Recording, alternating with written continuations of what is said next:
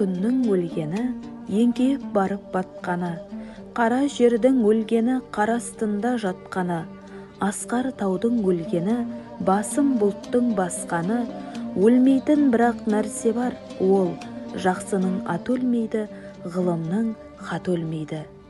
Деп жырлаған Сырым Датұлының туғанына биыл 300 жыл толып отыр. Сырым Датұлы кіші жүз байұлы ішінде Байбақтыр оның старшинасы. Қазіргі Сырым ауданы Жетікөл ауылы орнында дүниеге келген.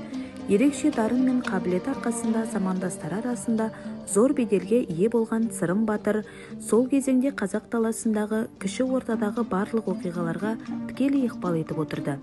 1773-1776 жылдары ол Емельян Пугачев бастаған шаруалар көтерілісіне қатысады. Ал 1783 жылдан өмірінің соңына дейін Сырым батыр патшалық отаршылдық билік пен хандық биліктің озбыр саясатына қарсы қазақ халқының ұлт-азаттық қозғалысына басшылық жасайды. Аз бен көпті, ақ пен қараны, нашар мен мықтыны теңгере алмадың. Біреуді біреу шауып жатыр, оны басқара алмадың. Тасып жүрсің деді-ау Нұралы хан кезінде маған.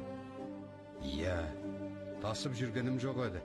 Қазақ баласының басын қоса алмай,